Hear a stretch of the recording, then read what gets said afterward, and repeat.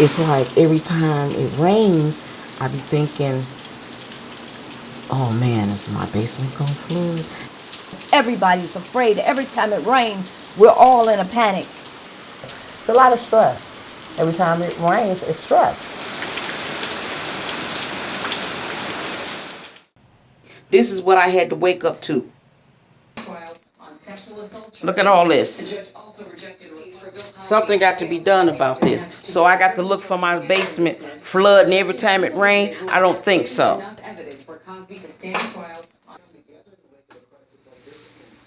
This is what I have to go through.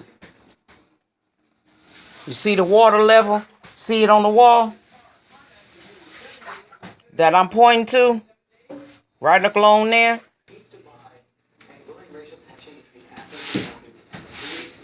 This is what we got to deal with. I lost a lot of things that couldn't be replaced.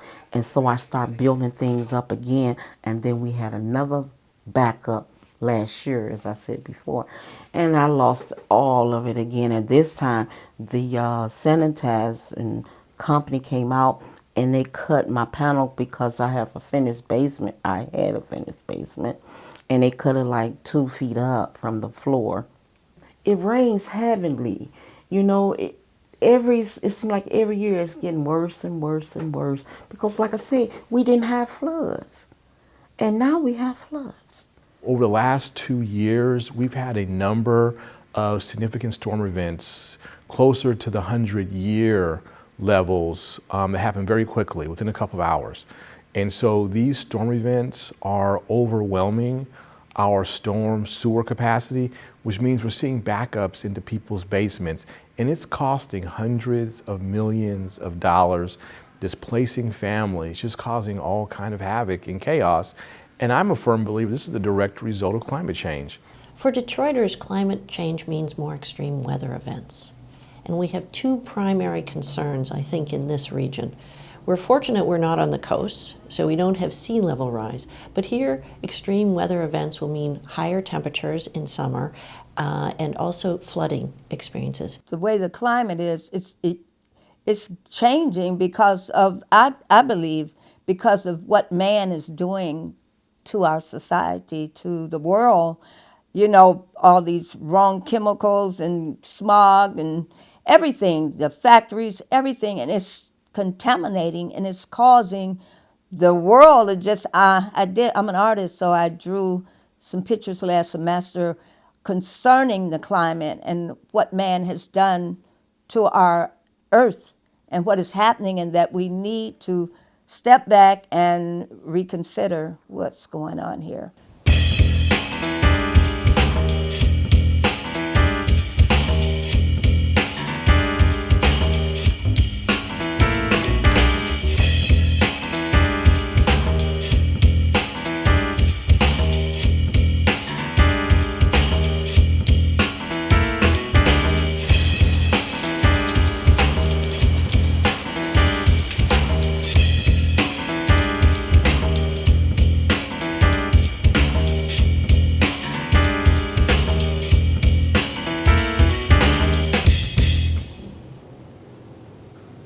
I think the challenges planning for climate change here in Detroit exists largely because there is not a structural approach at the city level yet. And without that leadership, I think it's very difficult for the work to advance in the way that it can very cohesively across the city. What I found in my work here in Detroit is that everything is always led at the grassroots level. And I think that's awesome. I think it shows a very engaged citizenry. But we have to understand that the people don't set policy and they don't set the laws that govern us. So the best we can do is compel our officials to adopt things like the Climate Action Plan and implement it in a way that has some meaningful results for the people of Detroit. Well, my tagline is from the bottom up by force because we matter. I think one of the reasons that it's so important that EJ communities lead or play an active role in developing a climate action plan, because they are the ones that are oftentimes most impacted by the problems associated with climate change. They are oftentimes the most vulnerable communities. We should get more involved in this climate change. Some people don't believe that that is a problem, but that's a big problem. Yeah. And I think we should get this message out more so in our news media, and as well as our elected officials in government should also help in alleviate this problem, because they got the brains and they got the wherewithal to do that. Well, I think that the city of Detroit is behind. Many cities throughout the country have already developed climate action plans, and actually are in the process of developing their second and third versions, and we are developing our first version. But that's okay, because we believe that these cities have already laid the groundwork, and so the mistakes that they've made, we don't have to make. The challenges that they've experienced, we may be able to avoid, but we can also learn from the opportunities that have emerged from their climate action planning and just the lessons that have been learned. And we're so grateful for all the cities that have been willing to talk to us and share those lessons so that we can avoid them and save costs, of course, in the process. So I think the city of Detroit is behind, but I don't think that they should be, or we should be discouraged by that, because at least we're at the table now. At least we are finally recognizing that this is an issue that we must address.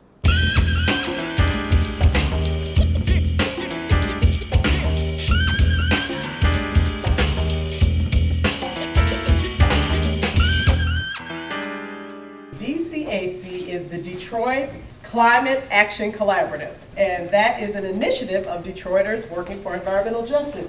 It is actually developing the city of Detroit's first climate action plan, and we're so excited about that. The city of Detroit has never had a climate action plan, and so what we're doing is we're looking at the sources of emissions, the sources of greenhouse gas emissions, and looking at how do we reduce our carbon footprint? How do we make the city of Detroit more climate resilient, as many other cities throughout the country are actually doing. So although Detroit is a little bit late in coming to this table, we have come. We have all of this pollution in the city of Detroit. In fact, 2 of the state's most polluted zip codes are located right in the city of Detroit. That is 48217 and that is 48209. Both of those are in southwest Detroit. 48209 borders the River Rouge community, which is where the River Rouge power plant is. And so this is our first green infrastructure training, and we're just glad to do it, and we believe that the timing is perfect. So what about climate change?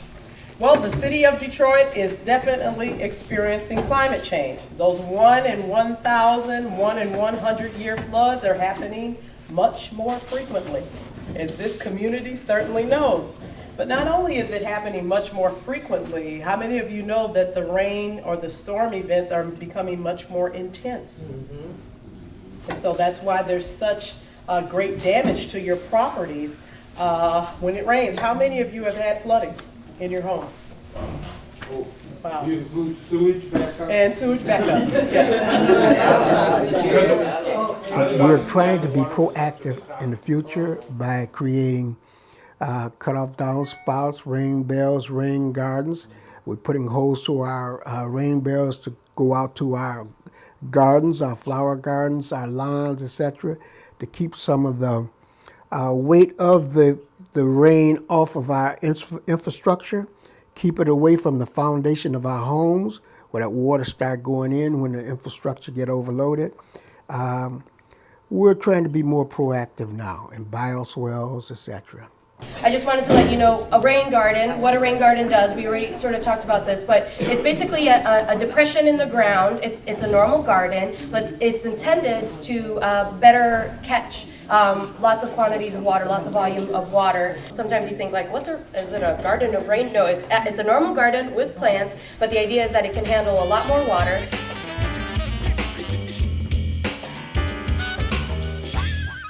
But climate change is real. So in addition to what we're seeing with extreme precipitation, we also have extreme heat.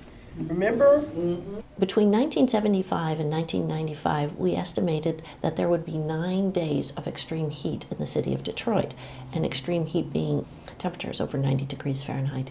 And now we're anticipating, climate scientists are telling us that that's going to increase by 4 or 5 times to over 35 days. Yes, it's so hot. Like, my daughter lives in Toledo, and she says, "Ma, you got to get some air conditioning. We can't sleep in that house. We can't come down there." And my grandbaby apologized for not spending as much time, but she's very hot-natured, and she said, "I can't stay in the house, Gemma." She calls me Gemma, because it's just too hot. At the city level, there's kind of 2 levels of responses. There's certainly the emergency response. When something happens, first responders need to have a plan. And that's where things like cooling centers become important to us, places that we could augment facilities for people to go and be comfortable in, but also to long-term, thinking about how we plan the city. We want to think about where we add impervious surface and where we can remove it. And we also want to think about, very importantly, where we can add trees. The city of Detroit is very, very large, and the tree canopy has actually declined quite a bit over time. So something that we think about that's just often to us an attraction or an amenity can actually be a purposeful thing in reducing some of these extreme heat and flooding conditions. So businesses play an incredibly important role in enabling an economy, an environment, a society where quality of life or high quality of life is available to everyone, from the beginning of that supply chain to the end use of the products they provide. So for example, businesses can determine, based on the kinds of products and services that they sell, what kind of consumer impact they're going to have. So are the products and the services they provide going to generate more carbon in the atmosphere? Are they going to take care of the people where the businesses are operating? Are they going to provide jobs locally for those community members? So businesses play an extremely important role in making sure that the access to a clean, sustainable future is available to everyone.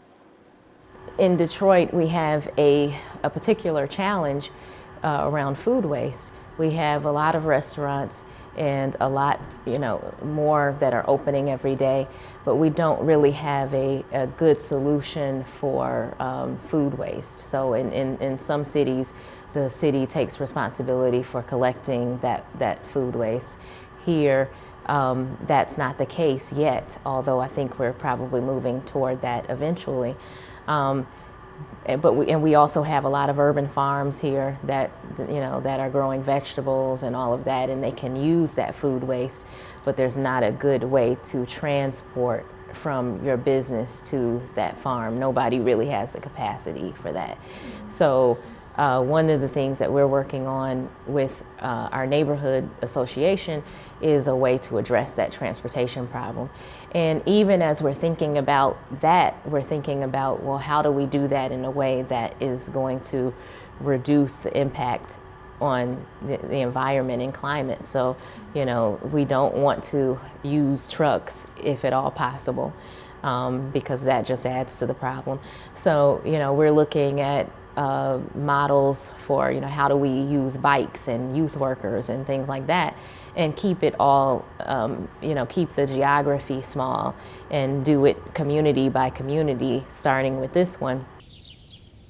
I think there are a huge expanse of opportunities as we look to plan for climate change. One is the economic opportunity. So as we begin to look at ways to green our city and implement more sustainable development, you're talking about creating opportunities for renewable energy and the jobs that could come out of that. We're talking about cost savings to the city and to the citizens of Detroit who implement these sustainable practices. So I think when you are able to articulate things in a monetary or financial value, that often piques people's attention. But I think it goes without saying that our planet also benefits and our environment benefits.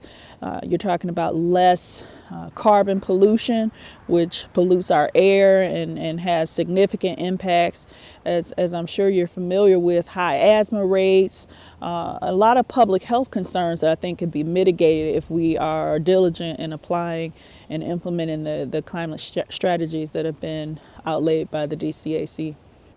So a climate action plan, or our climate action plan, will actually include frameworks that have been developed from 6 work groups. Those 6 work groups are business and institution, energy, parks, public space and water infrastructure, homes and neighborhoods, solid waste, and public health. These issue experts have been working together over the last couple of years to develop adaptation, which is really dealing with how to adapt to climate change, a changing climate, and mitigation goals. Mitigation is reducing the risk of climate change. So in addition to that, they've also been developing short-term and long-term action steps that accompany the goals. So what you will see in the climate action plan is really a story, but also innovative strategies for what Detroit can do to become more climate resilient. This is an almost unprecedented time for the city of Detroit to act now on climate change. First of all, the level of development that is happening not only in some of the more common or expected areas of the city, like our downtown or our commercial cores, but also within our own neighborhoods. And so to the extent that our communities are aware of things that we can do at the neighborhood level to ensure that development in the city as it's on the rise is sustainable, is taking care of the environment while taking care of people, not an either or, is critical. Because if we're at a point where we can make informed, equitable, and environmentally conscious decisions now, we can make sure that as these projects go on throughout their development, you know, from the time that they kick off to the time that they're installed to the time that they're maintained, we're really tracking the impact that we're having around mitigation and adaptation in a way that we can see the positive impacts over time. And if we don't act quickly to intervene, we lose that incredible opportunity to make sure that we're setting a sustainable framework and a foundation for our city to be the best city that it can be, because it truly is an amazing and a great city. So we want to make sure we keep that at the forefront before we find that we're in a place where we can't reverse some of the decisions we make. We're looking at actually establishing an ordinance that supports the climate action plan. And so we're just looking forward to the future and how it's going to help reduce our carbon footprint, how it's going to help reduce our energy usage, how we can roll that out into the neighborhoods. And just so my goal is to make Detroit a blue ribbon green city. And so it was, San Francisco was there, I think, about 10 years ago. So we have a 10-year plan. That's where we want to be. Detroit being one of the greenest cities in the country. The Detroit Climate Ambassadors are Detroit residents working collectively to learn how to improve the environmental state of our neighborhoods. We will be working together on projects such as installing rain gardens and solar lights to reduce the effects of climate change in our communities and in the city. Detroit Climate Ambassadors may also conduct surveys and outreach and lead workshops on environmental topics like recycling and weatherization. The main goal of the group is for Detroit residents to connect and take action on this emerging set of issues. Well, I would just say watch out. Detroit is coming back, and we will be a leader in this space, as we always have been. We have been the leaders of innovation. We have been the hub of innovation. And just as we have been the hub of innovation in the automobile sector, we will be the hub of innovation in the sustainability sector as well.